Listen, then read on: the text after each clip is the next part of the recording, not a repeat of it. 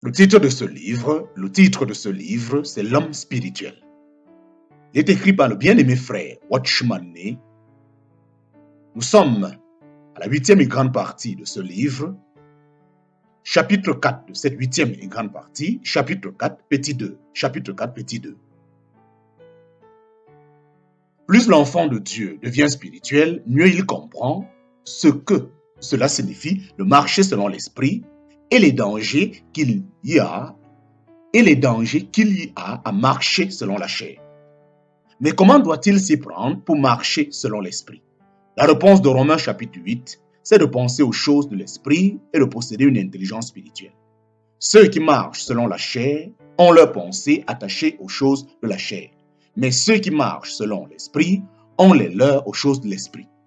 Car la pensée de la chair est mort, mais la pensée de l'esprit vie et paix. En parenthèse, versets 5 et 6 de Romains chapitre 8. Marcher selon l'esprit, c'est donc avoir sa pensée aux choses de l'esprit. Mais c'est aussi laisser l'esprit gouverner la pensée. Ceux qui agissent selon l'esprit, ce sont simplement ceux qui sont occupés des choses de l'homme intérieur et dont l'intelligence est par conséquent spirituelle. Marcher par l'esprit, c'est avoir sa pensée sous le contrôle de l'esprit et attaché aux choses de l'esprit. Cette manière implique que notre intelligence a été renouvelée et a accepté le contrôle de l'esprit. Elle se trouve ainsi à même de détecter tous ces mouvements et tous ces silences. Nous voyons de nouveau ici la relation qu'il y a entre ces éléments constitutifs. Ceux qui sont de la chair pensent aux choses de la chair, mais ceux qui sont de l'esprit aux choses de l'esprit. Le cerveau de l'homme est capable de penser aux choses de la chair aussi bien qu'à celles de l'esprit. Notre faculté mentale, en parenthèse, qui fait partie de notre âme, se trouve entre l'âme et la chair, spécialement ici le corps. Ce à quoi nous pensons révèle si nous marchons selon la chair ou selon l'esprit. Il est donc superflu de nous demander si nous marchons selon la chair ou selon l'esprit. Il suffit de s'enquérir si notre pensée se porte vers l'esprit. Prenons note de ces mouvements et de ces silences.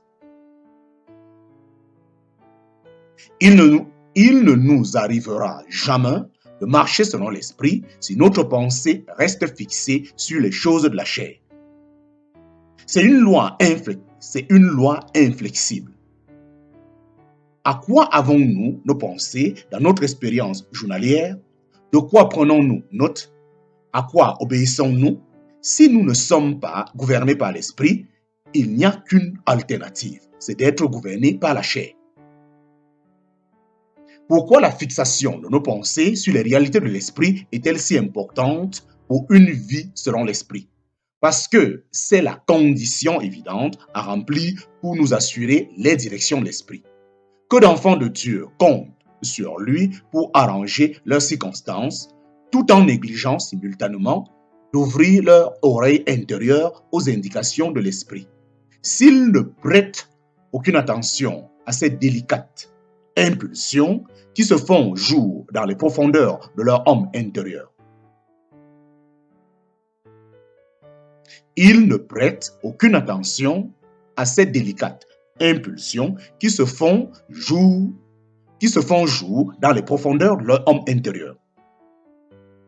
Dieu qui habite en nous a déjà souvent conduits dans notre esprit, mais à cause de l'insensibilité de notre oreille intérieure, nous n'y faisons pas attention. Il nous a vraiment donné une révélation intuitive, mais notre intellect est tellement encombré d'autres sujets qui nous intéressent qu'il ne peut pas s'occuper de ces mouvements de l'homme intérieur. Nous faisons trop peu de cas de notre sensibilité spirituelle. Parfois, notre esprit sera bien dans son état normal de fonctionnement, mais nos pensées battent la campagne et nous sommes dans l'impossibilité de suivre notre intuition. Ce qui émane d'elle exprime toujours paisiblement.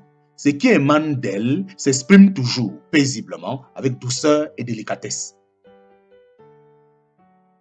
Comment pourrions-nous jamais comprendre la pensée de l'esprit et marcher en conformité avec elle si nous ne sommes pas accoutumés à ces réalités-là? Notre pensée devrait être aux aguets, comme un soldat de garde, toujours sur le qui-vive pour surprendre un mouvement de l'homme intérieur pour que notre homme extérieur se laisse totalement gagner à sa cause.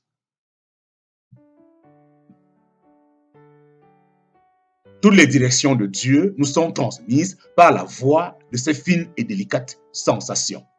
Dieu ne se sert jamais de quoi que ce soit qui respire la contrainte, comme s'il voulait nous subjuger pour nous faire obtempérer par la force. Son principe invariable, c'est de nous donner l'occasion de choisir. Ce qui nous est imposé ne vient jamais de Dieu. C'est l'œuvre des esprits du mal tant que nous n'honorons pas le Saint-Esprit en remplissant les conditions qui sont essentielles à son activité. Il restera dans l'expectative. Il nous faut donc quelque chose de plus que l'attente passive de son intervention. Si nous voulons que le Saint-Esprit nous conduise, notre intelligence doit collaborer activement. Nous marcherons par l'Esprit quand nous exercerons notre homme intérieur à agir conjointement avec le Saint-Esprit, à condition que nous utilisons en même temps notre pensée pour suivre le mouvement ou observer le silence de notre esprit. Une intelligence ouverte. Une intelligence ouverte. Outre ce que nous apprenons par une révélation directe de Dieu, nous recevons souvent la vérité par la prédication de la parole que nous allons entendre ou par une lecture occasionnelle. Comme c'est par notre intelligence que s'établit le contact avec la parole ou les écrits de nos frères, il est clair que sous cette forme-là, la vérité ne peut pas nous atteindre par notre esprit, comme dans la révélation habituelle.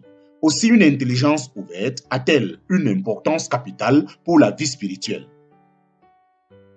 Si nous sommes pleins de prévention à l'égard de la vérité ou à l'égard du prédicateur, la vérité ne pénétrera pas dans notre intelligence et n'influencera pas notre vie.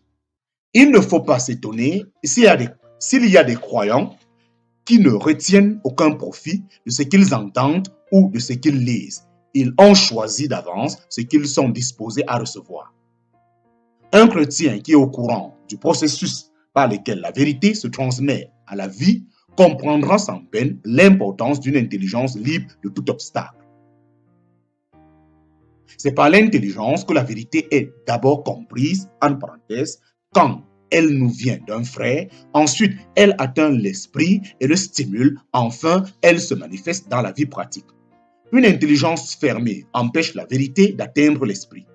Elle est pleine d'idées préconçues, elle contredit et critique tout ce qui n'est pas conforme à ses idées. Ce sont ses propres notions qui constituent pour elle le critère de la vérité. À cause de cette mentalité rigide, de nombreuses vérités divines n'ont jamais l'occasion d'entrer dans l'intelligence de certains croyants. Leur vie spirituelle est murée. Que d'années Dieu doit quelquefois attendre pour faire accepter telle ou telle vérité. Une intelligence ouverte permettra par exemple à l'individu d'apprécier rapidement la valeur considérable d'une vérité, valeur qui lui avait paru d'abord assez mince, mais qui se trouve maintenant éclairée par la lumière de son esprit. C'est d'ailleurs ainsi assez souvent que le croyant reçoit la vérité. Tout d'abord, elle lui paraît tout à fait dépourvue d'originalité. Un peu plus tard, la lumière de l'esprit vient rayonner sur son intelligence et lui fait découvrir la profondeur de cette vérité. Bien qu'il ne puisse pas trouver les mots pour l'expliquer, intérieurement, il l'a parfaitement comprise. Une intelligence ouverte laisse entrer la vérité, mais c'est l'illumination de l'esprit qui la rend profitable. Une intelligence ouverte laisse entrer la vérité, mais c'est l'illumination de l'esprit qui la rend profitable. Une intelligence sous contrôle. Une intelligence sous contrôle.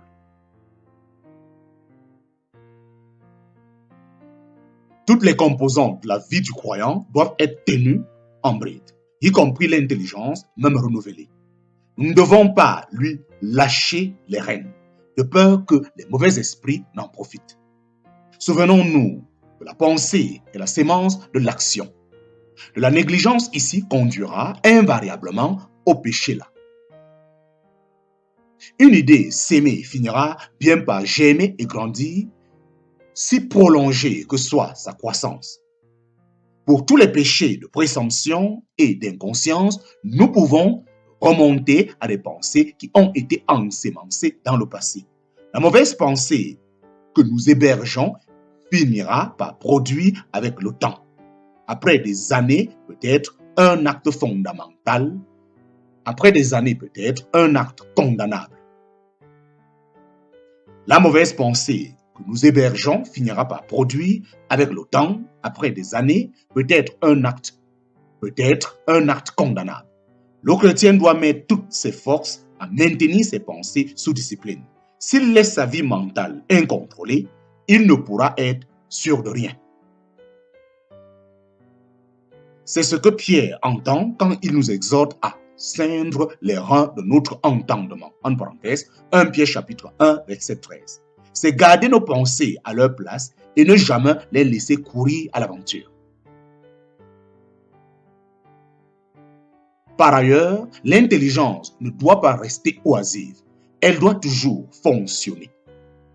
Même quand il a reçu une révélation dans l'esprit, le croyant doit faire appel à son intellect pour l'examiner, la mettre à l'épreuve, s'assurer qu'elle est de Dieu et ne vient pas de son propre fond.